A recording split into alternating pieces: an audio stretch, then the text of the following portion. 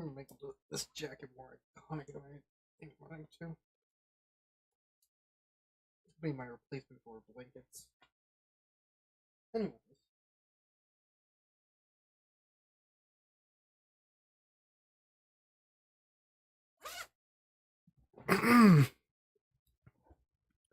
So, hello everybody.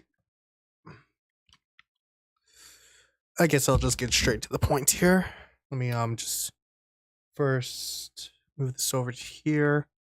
Make sure everything's good. That is way too blue. And a little bit bright. There we go. Move.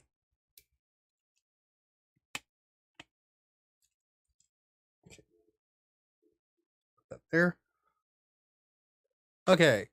Just want to start this straight off the bat. Sammy is the crying child's name. Can't change my mind on that at the moment. Because I was rereading the first 3 books just to see what was what was equal in the same game in the games and the books.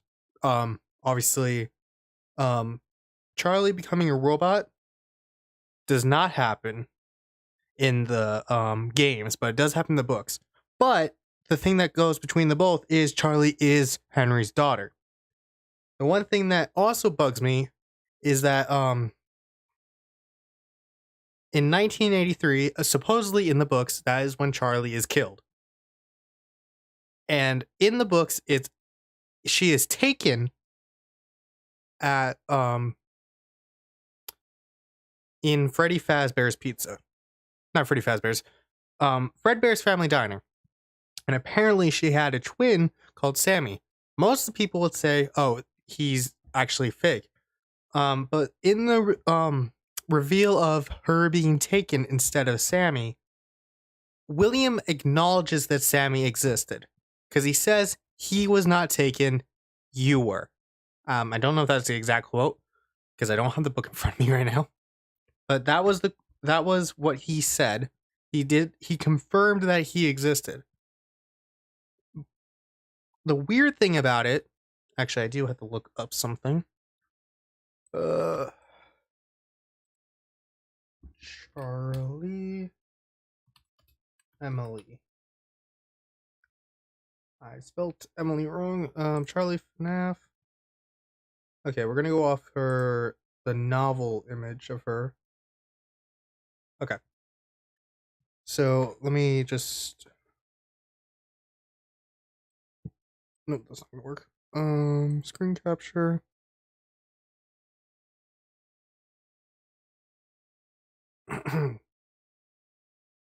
Sure, nothing. Actually, this picture would be better.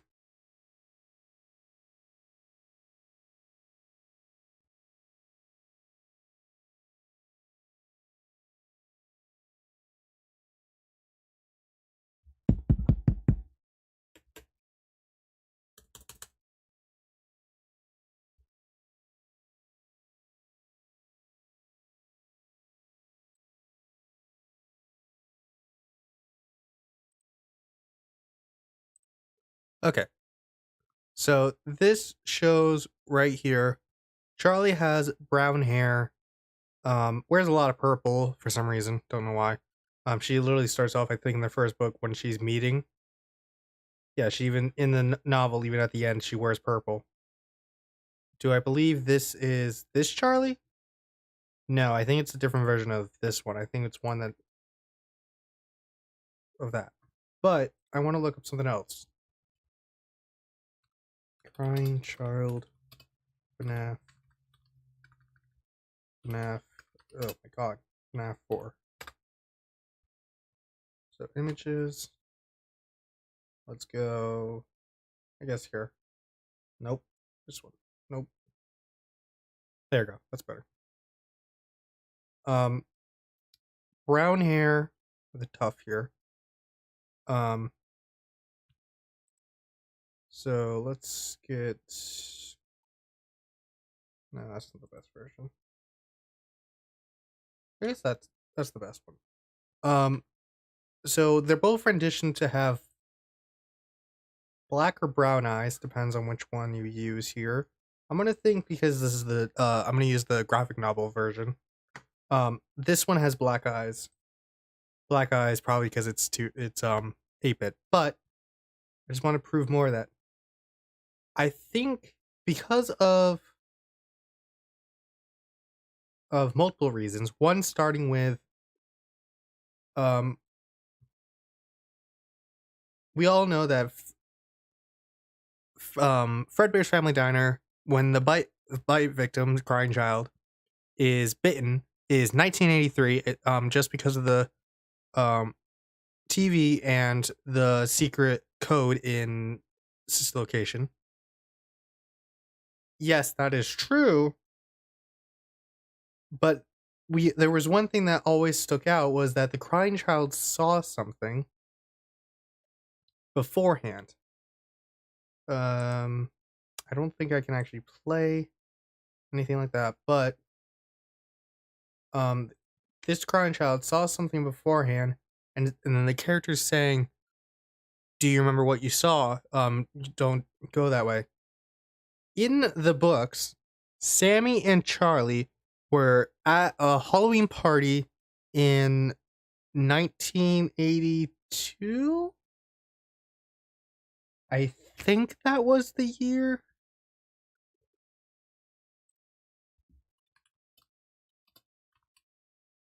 Charlie taken in the book series.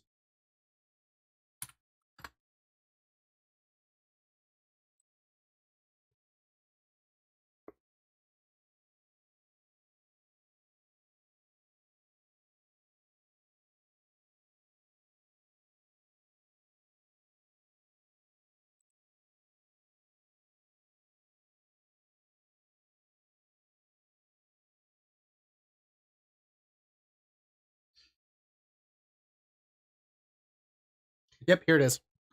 The Silver Eyes reveals that Charlie's birthday lands on the year 1978, since she's 17 in the year in the events of the book, which takes place in 1995. However, the book would later go to say that she was 3 in 1982. So it was 1982, October 31st, when she was taken. I remember this because they mentioned that she was 3 years old when she was taken. And I know it was definitely 1982 now. She was taken in 1982, which is 1 year before the whole event. I don't know if obviously he doesn't seem like he'd be 3, but you'd be surprised in very neglectful parents. I think the crying child is Sammy, her twin. In 1983, gets chopped and goes on to do all the other stuff. I think because both Emilys, I'm gonna represent the Henry family as Emilys.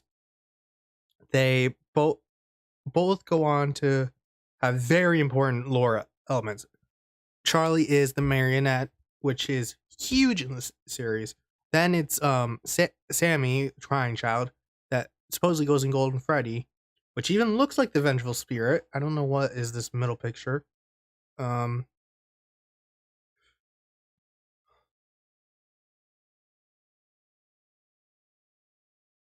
So he's not Michael, he's not Cassidy, he's not any of that. He is Sammy Emily. Because at the time of this, which even goes with this room is empty. And it would make sense for this to be all here, to be destroyed and everything, because of how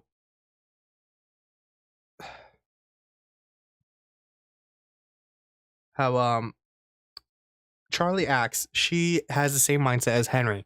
She has that exploratory mind. Even at 3 years old, she could have had that. But she, obviously, in this time, he would be devastated. It was only a year, and he's 3 years old, so now he's 4. He would be devastated, and that's why he would be like this. But he would love Freddy Fazbear's because he probably went there with his sister and stuff. but he's terrified of Fredbear's because she was taken from Fredbear's, or she was whatever. This is her room, and Sammy is the crying child. You cannot persuade me otherwise, unless you have a way better idea of it.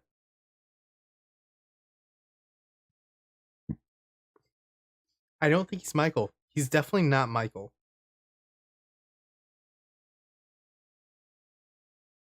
And he's not Evan either.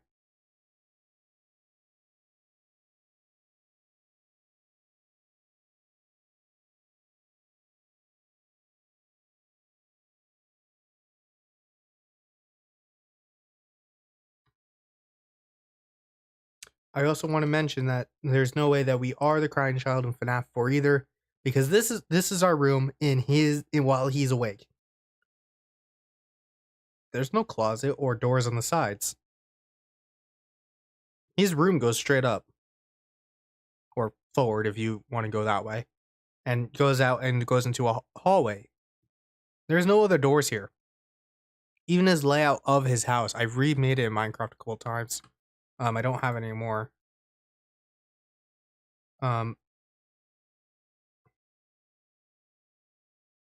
Yeah, I don't know why people don't mention this more, but this isn't the room we play in as in Final Fantasy 4. Let me see. I have it on Steam. I highly doubt I have it on Steam. I think I have like Final Fantasy 1 and 3. Yeah, Final Fantasy 1 and 3 and Help Wanted.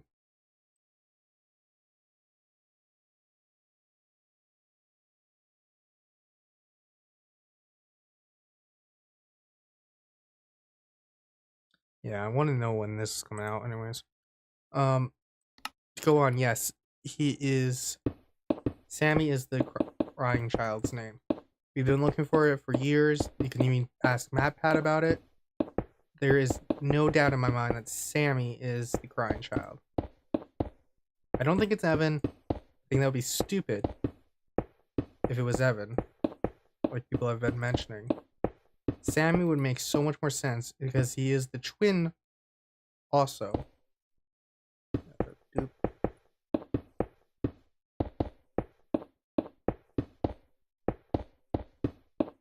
It for me, it's just different.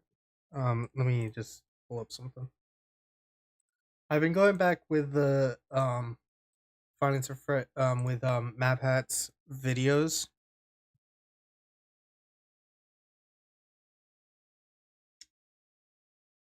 Hold on. I'm gonna just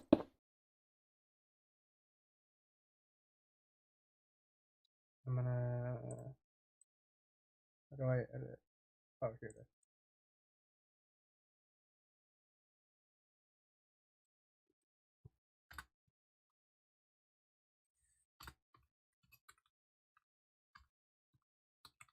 Fnaf theory.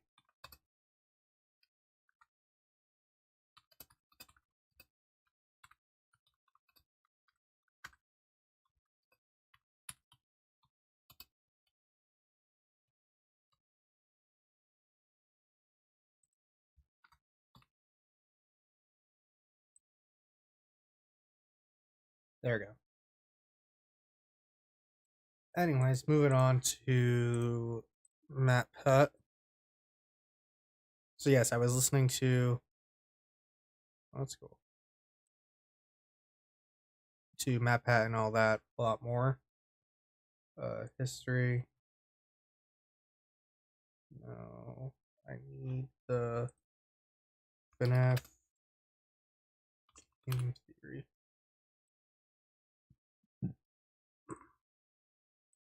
No, I don't need you. I was up to. I think at this point, the part that I'm up to, he was still calling the crying child Mike. Which I highly doubt is that anymore. behind the child murders. I mean the mystery of the man behind the games. What do I mean by that? And what evidence do I have to prove it? Well, that, my friends, is a theory unto itself for next week. So in the meantime, subscribe, ring the bell, and most importantly, remember, it's all just a theory. A game theory. Thanks for sticking around to the end. I know these FNAF episodes tend to dive pretty deep sometimes, but even after all the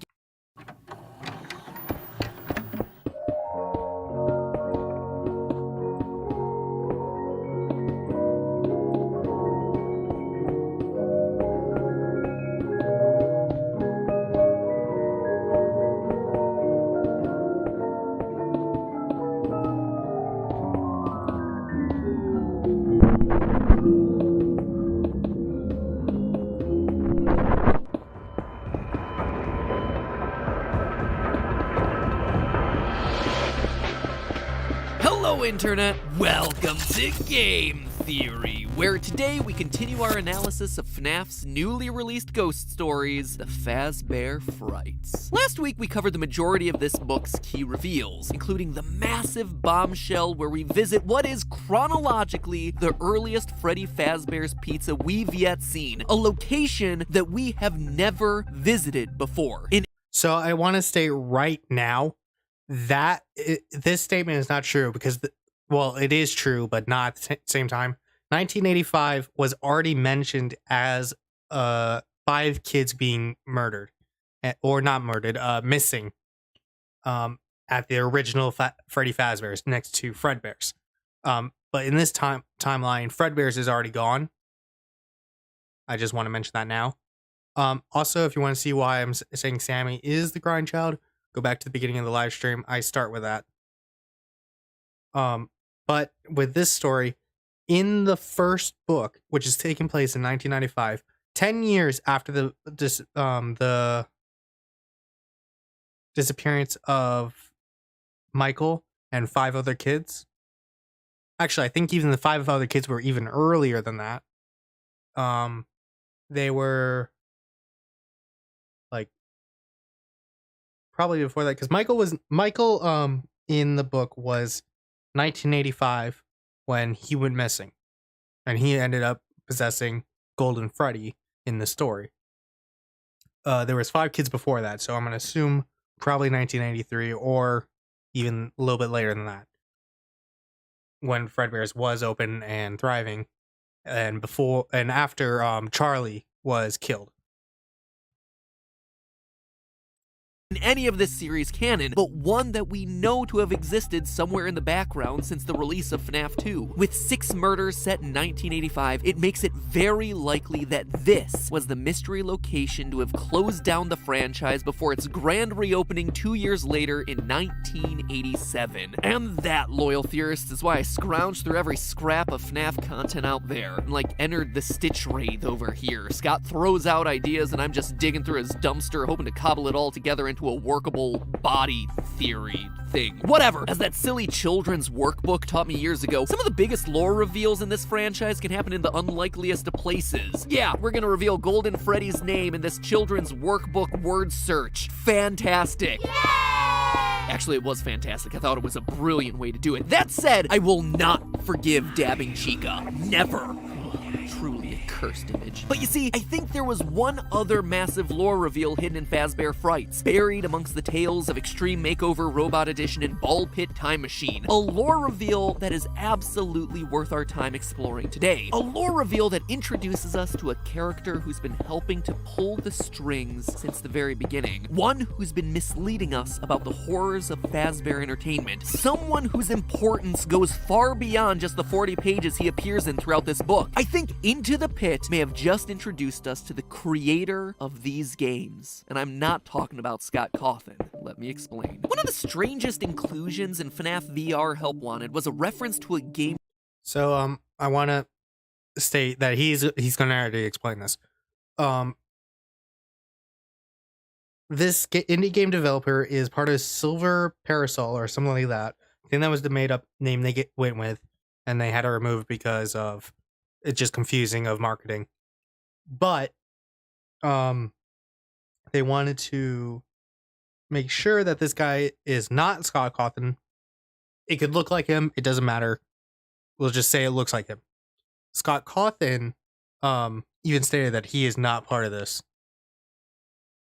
But later in the series of Fazbear Frights, or it was in the Pizzaplex, one of them, it's all about a game developer that had to make the first 4 games that just went into madness at the end of it. And he was, I think, designed by not described, deceived by Fazbear Entertainment. I don't know if it's LLC or just Fazbear Entertainment Inc. Yeah, so that's basically why. Designer that was telling lies about the horrors happening at Freddy Fazbear's Pizza. We know that Fazbear Entertainment has developed something of a bad reputation over the last few decades, and while it's true that some stories associated with our name were loosely based on actual events, the majority of them were total fabrications from the mind of a complete lunatic. Lawsuits pending. And yes, that sweet, sweet piece of man candy that you see there is Scott Cawthon himself. Okay, fine, haha, funny joke there, Scott. I mean, this series likes to get self-aware. We're all familiar with that. And for a mainline title in the series, this one felt pretty extreme, but fine, cool with it. And then you keep playing the game, and what started as a one-off tongue-in-cheek joke actually becomes a critical piece of the lore. They lied to us. They lied to all of us. They told us that the whole point of this VR game was to undo the bad PR done by a rogue indie game developer who supposedly made up a bunch of crazy stories that tarnished the brand. But it doesn't stop there. There's more twists in Fnaf VR than there is in a... By the way, I'm not going over if Vanny and Vanessa are the same person. Even for me, that's a nightmare.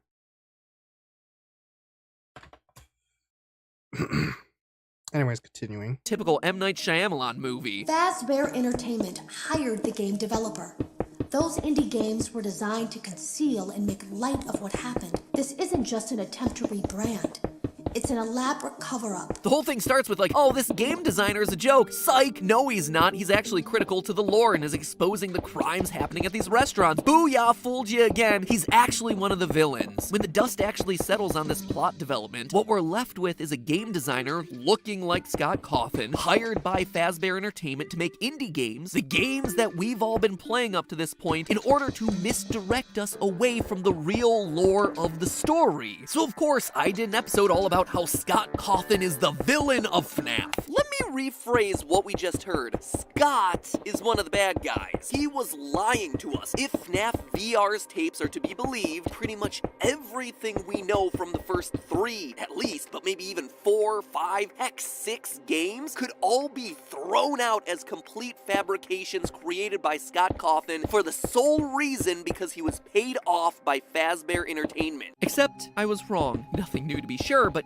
here, my timing couldn't have been any worse. You see, earlier that very week that I uploaded that video, Scott made a post on Reddit saying that the indie game developer from FNAF VR isn't him. Here's what he had to say, quote, "The question is this, is Scott Cawthon now a part of FNAF lore? The short answer is no. Yes, I used my own picture for this indie developer because it's an obvious parallel, but that doesn't necessarily mean that it's actually me in universe." End quote. Yeah, Scott, you remain vague and mysterious about the lore for years, half a decade at this point, and this one little detail is the thing that you want to clarify. And you just choose to do it right before my video on this very topic, which, while it is honestly still a perfectly valid theory, gets everyone to dismiss all of the findings for that entire theory since it's the one small detail that I get wrong and everyone focuses on. I don't have feelings about any of that at all. Scott continues, quote again. "So no, I'm not canon. Only the existence of a game developer that supposedly made video games based on actual events that may or may not be a cover-up by Fazbear Entertainment is canon. Keep in mind that I do tend to use pictures of me and my family in the games, just because they're so readily available. In FNAF 4, I used a picture of a mountain range that I took while I was a truck driver in West Texas. I used a picture of a snowman that me and my older sons made together. I used a picture of a pet mockingbird that we nursed back to health one year. Do these have lore significance? Well, you probably already know the answer." End quote. Oh, I know the answer, Scott. And that answer is yes. You breathe and it becomes canon.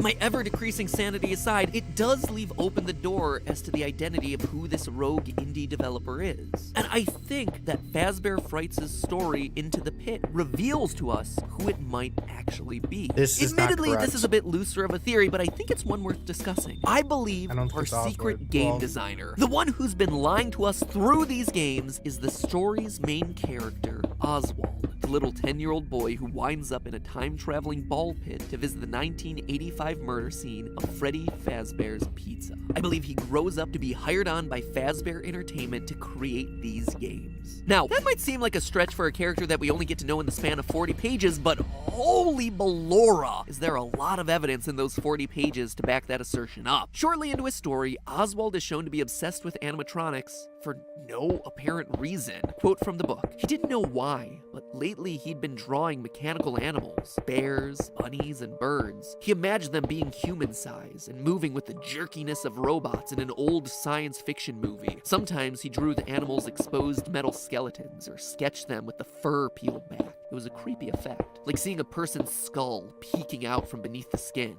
End quote. Now mind you, this is without him ever having a connection to animatronics. Heck, he doesn't have a connection to the pizzeria at this point in the story. He has never been there. Nothing. This is just him naturally choosing to draw these oddly specific things without any outside references or influences. So already this boy seems to have himself a strange connection to the Fnaf lore, or is just a psychopath in training, but there's more. For such a short story, Into the Pit takes a lot of time to establish Oswald as a fan of video games, B-grade Japanese movies, and manga. A lot of time for a 40-page story. We hear about him listening to video game soundtracks. We witness the debates that he has with his father over cheesy Toho-style Godzilla monsters, how funny he finds the actors' lips not matching up with the dubbed-in words in those sorts of movies. He visits the library and we hear about his enthusiasm for the latest manga installment. Now, the connection to video games is pretty obvious here, right? If he likes video games, well, there's a chance that he'd want to grow up to be a designer of video games himself. But it's his connection to old, cheesy Japanese films and manga that really got my gears turning. Think back to Ultimate Custom Night. At various point thresholds in that game, you would unlock the Bear of Vengeance cutscenes, each one clearly inspired by those old, poorly dubbed Japanese samurai movies, the art style clearly riffing on classic anime and manga animations. The mysterious designer of the FNAF games, who presumably made Ultimate Custom Night, would need to be a fan of this style of storytelling to want to incorporate it into his work. And here we have ourselves Oswald, a person who exists in this universe, whose limited characterization is spent establishing him as a fan of exactly this type of storytelling. Speaking of limited characterization, it's a minor connection, but a key point of the story is how money-strapped Ozzy and his family are. The reason he spends so much of his time in the library and the pizzeria is that they're both cheap forms of entertainment during the day, while his family works over the summer. If Oswald were to grow up and end up designing the FNAF games, well, it would actually be a somewhat similar story arc to Scott Cawthon himself. As his story goes, Scott was a struggling game designer. He was making minimum wage during the day as a Dollar General store clerk and working on his games at night, with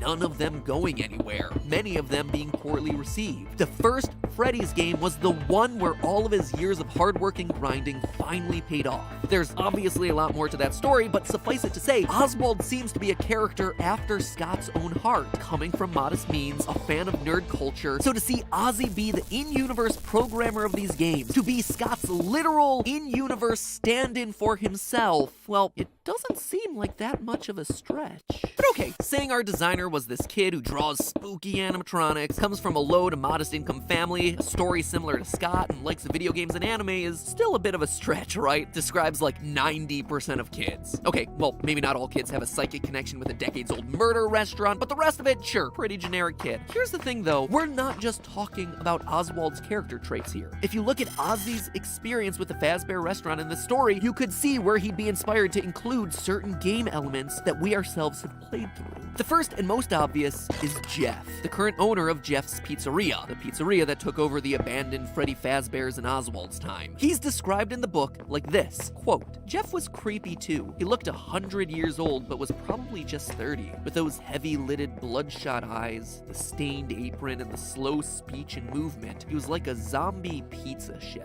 End quote. Slow movements, bloodshot eyes, zombie pizza chef chef with a red-stained apron, it sounds like it could very well be the inspiration behind an undead murderer in a pizzeria who refuses to die, or a walking purple zombie that haunts the streets of the town. Remember, the game designer hired on by Fazbear Entertainment was tasked to lie about and make light of the murders in the Freddy restaurants, so what we see in the games would likely be a mix of reality and fiction. Oswald could very well be pulling from his real-life experiences. I mean, the names of people Oswald encounters also have themselves an uncanny similarity to what we see in the games. Ozzy's best friend from the past is named Mike, a Mike who outright says this, quote, "You know, when I was little, I loved Freddy Fazbear's Band. I even had a stuffed Freddy I used to sleep with," end quote.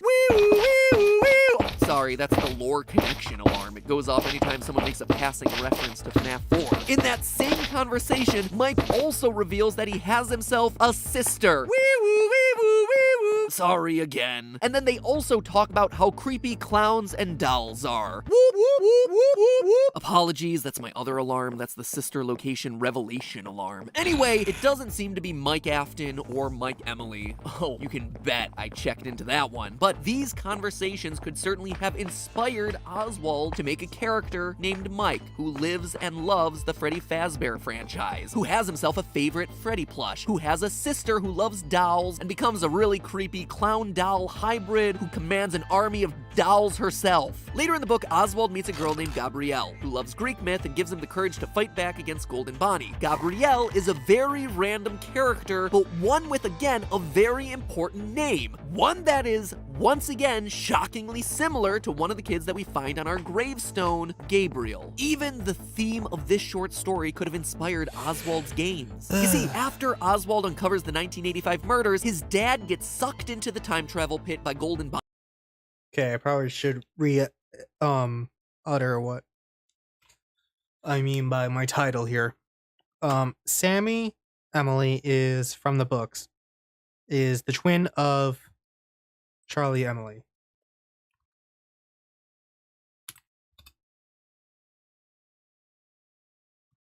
If I bring her up, images, let's go here.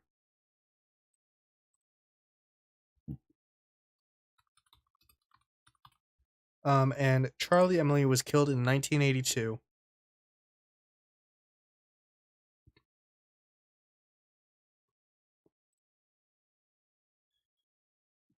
And her twin was the one that was not taken in 1982, but died in 1983 because because he does not show up anywhere in the rest of the book. He only shows up in memories, and clearly doesn't show up that much in her memory since she only remembers him from Fredbear's Family Diner. Compared to what is normally said about this kid right here is Sammy. Sammy Emily. Is it the same kid we play as in FNAF 4 in his room? No. If you look at this is his room. This is his real life room. This is when he's awake and everything.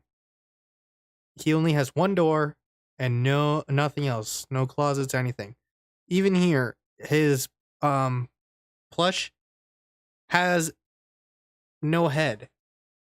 But in the nights he does have a head. The plush. To be fair, it's audio lures and all that. So you might say, then who is this? Well, if you think about it, it could possibly be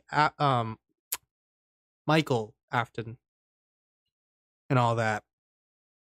You can say that. Let me go show here. Weird. Yeah, it would make sense for this.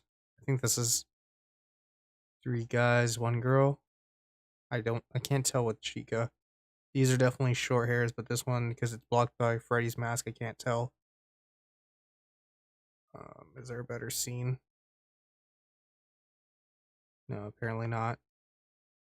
But yes, these 2 are the same, I believe. You know, one's tanner than the other, but we won't go there.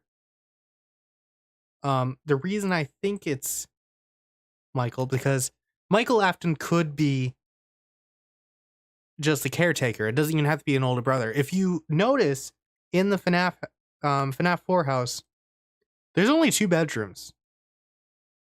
Like, ones that we can go into. I think there's one like off on the side when you go out. Yeah, when you're in this room, there's like one on the left here. Let's see here. FNAF 4 layout. Here we go. So, open image. Okay, you guys see what I'm trying to do. Right here is what is another door, which I'm going to assume is a parent's door. We never see it, but there's only 2 rooms in this whole place. One that that Sammy's in, and one that Charlie could be in. Obviously, these are not confirmed, so I'm not saying that. Oh, that definitely it definitely is this, definitely that. It's not confirmed. It's not anything. So we see 2 girls. I think that's girl on the bottom there. But we don't ever see a sister that looks like us. And there's a, let's see here. Is there any better? That's better. Open a new image. That's better. So you see that this is all toy stuff. In the book series, Charlie is known to do that. I don't think this actually exists over here because you can't go into it. I think someone just made it. Yeah, they just made it.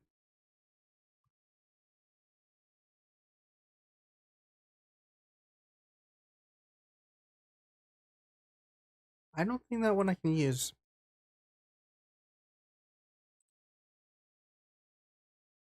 This one I can use though.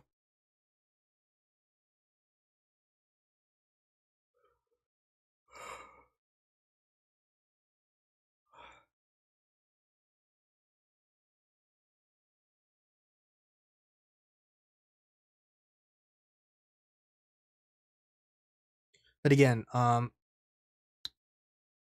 Fredbear Plush says that you know what you saw and all that stuff.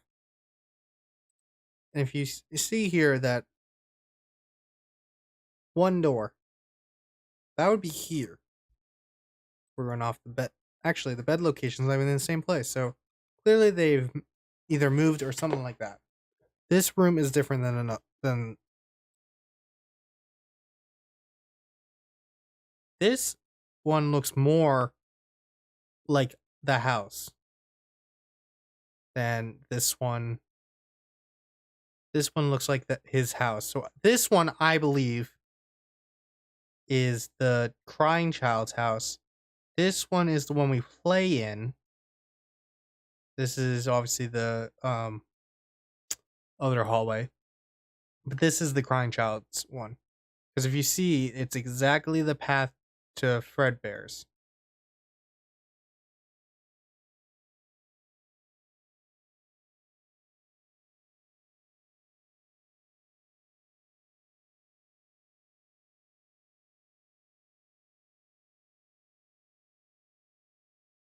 This is just a part of the video game aspect of it. Anyways, this is the crying child's area right here.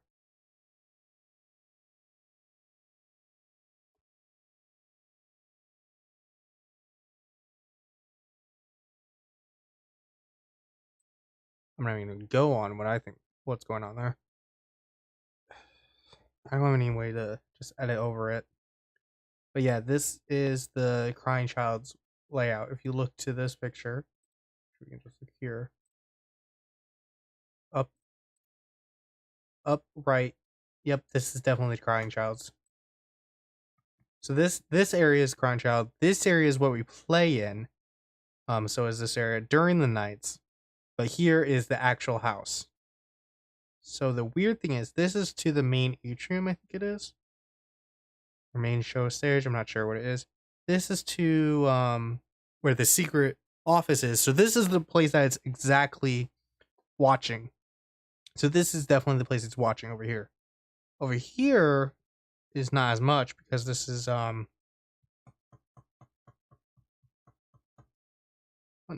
Foxy? No, Balora's on the left, right? No, Balora's on the right because she is mentioned there. So yeah, Funtime Foxy, Funtime Freddy obviously is connected through here. Do I know why? No, I have no clue how to explain that part.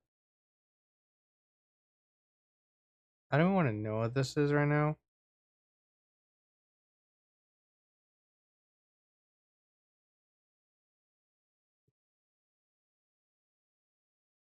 But yeah, going back to this picture. Yeah, that original one is so this is Henry's house. Obviously, I think he would be sleeping over here and all that. And because of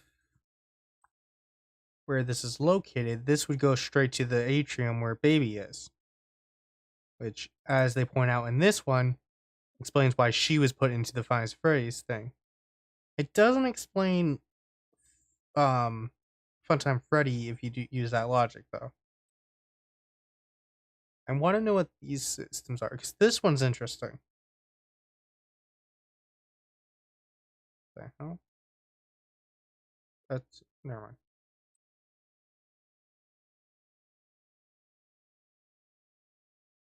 I don't know where Linda come from, anyways. Who the fuck is who's Logan?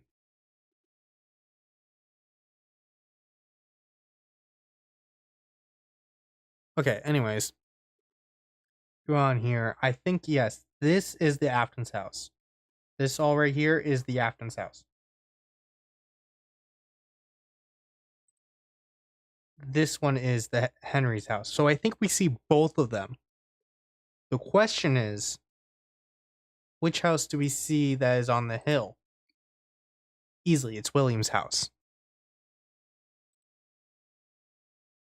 This one. That one is William's house. There's no doubt in my mind that is William's house. One problem is, why? I'm trying to find a bigger picture. Here we go.